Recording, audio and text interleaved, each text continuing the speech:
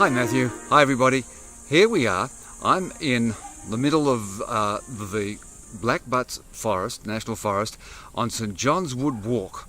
I thought that might be a nice spot, right in the middle of the bush here in my lovely Gordon in Sydney, Australia. And I want to talk to you about something that came from the Psychiatric Times, which I thought was very interesting, a very interesting website. Now, it's a paper written by Dr. James Phelps, who writes quite a bit for them, on the nature of bipolar and antidepressants and their success or lack of success. And he's reporting on the International Society for Bipolar Disorders meeting and a discussion between two experts for and against. And there's just actually not a lot for the antidepressant argument because, of course, it has a tendency to send bipolar people manic. Now, what they talk about in here, which is really interesting, is 9 alternatives to the antidepressants. Now, 3 of the natural ones they talk about: exercise. First, yes, exercise is everything. We are an active body. By exercising, we activate our body and activate things. CBT, so talk therapies. I mean, we always talk about CBT, but remember that's the one that's most researched. But talk therapies, integrated interactive therapies, and light therapy. Now here we're talking about sleep and melatonin levels, and of course sleep is enormously important in the ability for the brain to regulate itself. So that's important. Now in the natural pills, they call it natural pills, omega-3, yep, sure, your fatty acids, your fish oils. Now of course they're helping the brain function, helping neurons function, helping membranes. They sort of moisturize the brain. They're really useful. N-acetylcysteine, now that's an amino acid, and one of the amino acids, it's important in producing proteins. It's used for all kinds of stuff. People take it for, well, I've written down some: angina, Alzheimer's, cholesterol, infections, and even some cancers. It's all for helping to produce proteins to help us function more successfully. And remember, everything we produce, everything that happens to us, happens because it's a protein that DNA has expressed. And the other one was optimize the thyroid. So the thyroid's terribly important in the nature of behaviour, and again all a part of that pituitary sort of axis of activity. In the pharma, lithium, well, lithium is seen to be one of the most successful pharmacology aspects. And lithium is great, very difficult in its dosage, and remember it's also used in batteries. Be careful. So lithium, now lamotrigine, sometimes known as Lamictal in its ordinary thing. Now that's an anti-epileptic. Now that's interesting because as an anti-epileptic, I'm having an epilepsy with the epileptic, anti-epileptic, it's a sodium channel depressor. And sodium, movement of sodium channels in the synapse is how we actually create an action potential. So by depressing or suppressing the movement of sodium through the sodium channels, then you are suppressing action potentials, and of course then you're suppressing activity in the brain and potentially epileptic seizures. And the last one is quetiapine, which is one of the antipsychotics, the second generation antipsychotics, and quetiapine, of course, working on the dopamine system. So all very interesting aspects of ways in which depression can be treated for the bipolar without causing all kinds of trouble for the mania, which you might then trigger off. So check that out, Psychiatric Times. Now, what's coming? There's a really good conference now for my American friends. Your Brain on Trauma and Addiction. Network reintegration. So a good friend of mine, Dr. Orly Pedder, and a wonderful associate of hers who I've yet to meet, Dr. David Kaiser.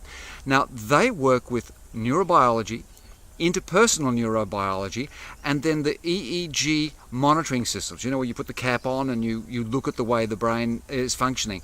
And it's really a fantastic way to monitor and then get a sense, an in-time sense of how your therapy is working.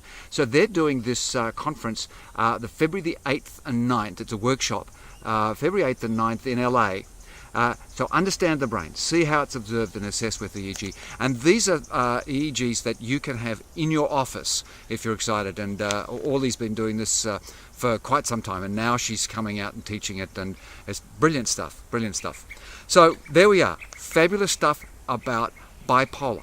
How does the brain best get regulated? And remember, that's what we're doing when we monitor. We're looking to regulate and to assess. So that's how we do things. We assess by monitoring and then regulating and moderating.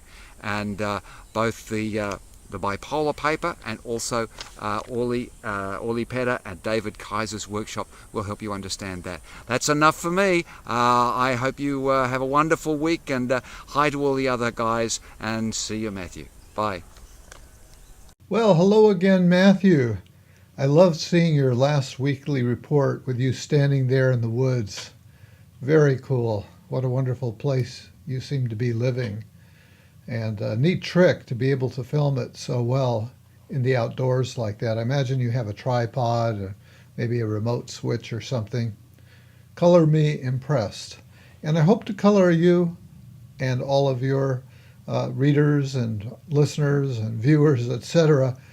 I hope to color you all impressed as well with our latest podcast, which is Shrink Wrap Radio number 388. And it features my interview about William James, the first American psychologist, the person who created the first psychology laboratory at Harvard University. I think it was called Harvard College back then. And it was a fascinating interview that I conducted with Professor Mark B. Ryan, who is a graduate of Yale for both master's and PhD degrees, and he is also the Associate Dean of the Wisdom Graduate School of Ubiquity University. You'll have to look that up to find out more about it. But he is an expert on William James. I believe he's a philosopher himself. And so he wrote a very fine paper for the Journal of Transpersonal Psychology about William James.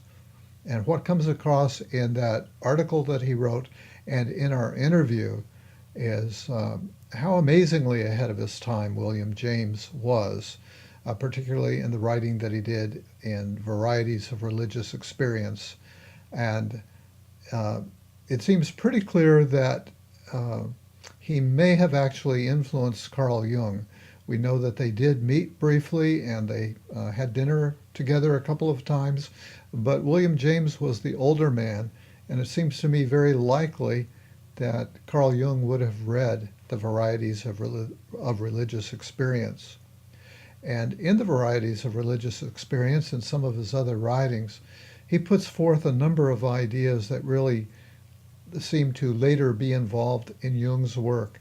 So you can find references to what, maybe not using the same exact terminology, but concepts like the collective unconscious, like consciousness as a spectrum of awareness, and embodying not only our darker impulses, but also our brighter, more spiritual inclinations.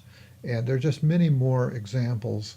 And certainly, William James stands out as the progenitor of what today is called transpersonal psychology. So I highly recommend this episode to you, as I do with all of my Shrink Wrap Radio podcasts. Hope to see you there.